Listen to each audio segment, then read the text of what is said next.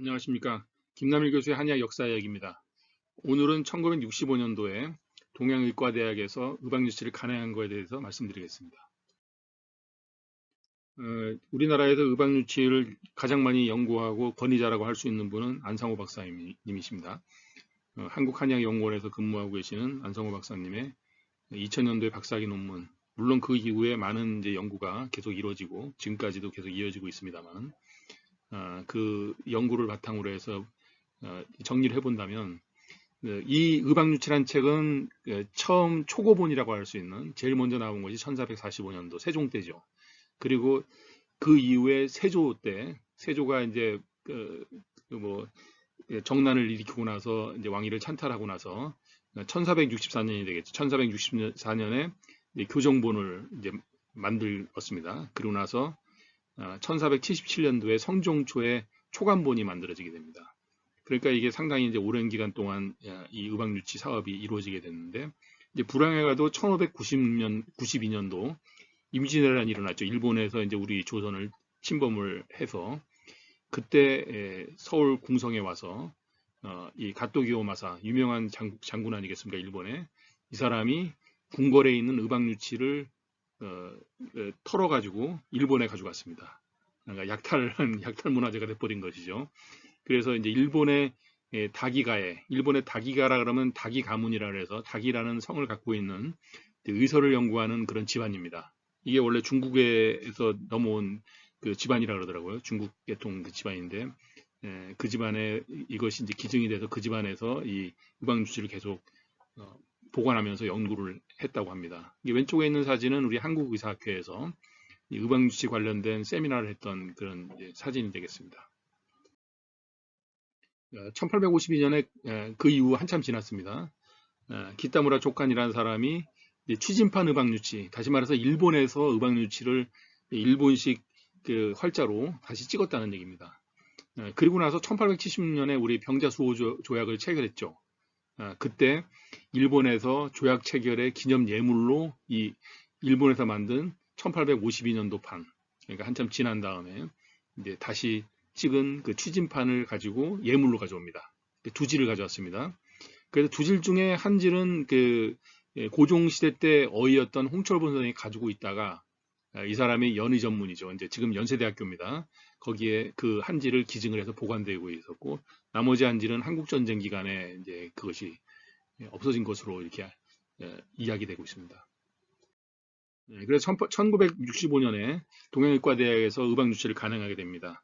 여기에 그 이제 강홍범 선생이 발문해서 뭐라 그랬냐면, 강홍범 선생이 이제 이걸 편집하는 편집 위원을 한 것 같아요.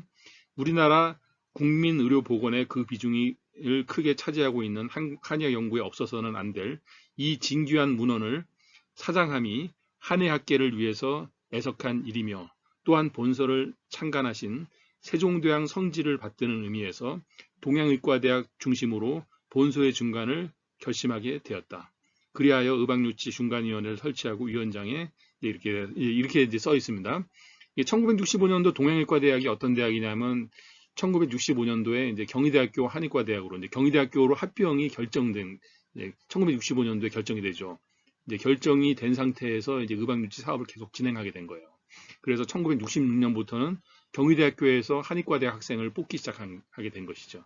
그러니까 이게 이제 경희대학교로 합병된 그 시점에 동양의과대학에서 이 의학유치를, 그러니까 그 다음해부터는 경희대학교입니다. 그런 상황입니다. 그래서 이제 중간위원회를 구성해가지고 위원장에 그때 학장이었던 이종규 선생, 그다음에 부위원장 권영준, 경희대학교 교수님으로 이제 계속 승계되셨죠. 윤길령, 최인식, 안병국, 강효신, 최용태 전부 다 아주 기란성 같은 교수님들입니다. 이분들께서 다 이제 경희대학교 교수로 다시 이제 학교가 합병되면서 오시게 됐는데, 그때 이제 이런 그 일들을 하셨습니다. 그러니까 강홍범, 지금 방금 이제 발문을 썼던 강홍범 선생이 총무 편집, 그다음에 강효신, 최영태, 이재영 선생은 이제 이제 총망한 그 한의사였던 것으로 기억합니다. 아주 유명한 동의보감을 공부했던 한의사죠. 그래서 이 1965년도에 이제 의학유치를 간행하면서 청강 선생님께서 이제 휴유를 쓰셨습니다. 청강 김영훈 선생님 굉장히 유명하신 분이죠. 여기서 이제 우라 이렇게 돼 있잖아요. 이제 한문으로 돼 있으니까 너무 부담스러워지겠지만 우라 이게 이제 감탄사르죠. 이건 우라 오호라 그런 얘기잖아요. 이 써있자 의박유치와 더불어였자 동의보감은 아국 이제 우리나라 아국이죠. 아국의 우리나라 문화재 중에 제2 쌍벽 두 개의 쌍벽이다. 이제 그런 얘기예요. 청강 김용훈 선생님께서 이제 쓰신 아주 우리나라 한의학을 근현대 한의학을 일으키신 어휘 출신의 한의사 선생님이시죠. 이분께서 이제 이런 말씀을 하셨습니다. 그래서 그 서문을 읽어보면 이런 말이 있습니다. 우리는 되찾은 우리의 문화재를 알뜰히 가꾸고 길러서 이 땅의 풍성한 과학의 열매를 맺도록 하기를 기원하는 바이다. 다행히 이러한 노력이 침체기에 있는 우리나라의 한의학계의 새로운 르네상스를 불어일으키는 한 계기가 된다면 본 대학교 교수나 출판 관계자들이 오랫동안 이 서적 중간에 바친 노고와 본 대학의 경제적 출연은 과분한 영광과 보답을 얻게 될 것이다. 그러나 우리는 앞으로 돌아올 보답을 위해서가 아니라 오로지 한의학의 연구 발전에 새 활로를 모색하지 않을 수 없는 우리의 절박한 책임감에 이 사업에 착수한 것이다. 이렇게 말씀을 하셨습니다. 감사합니다.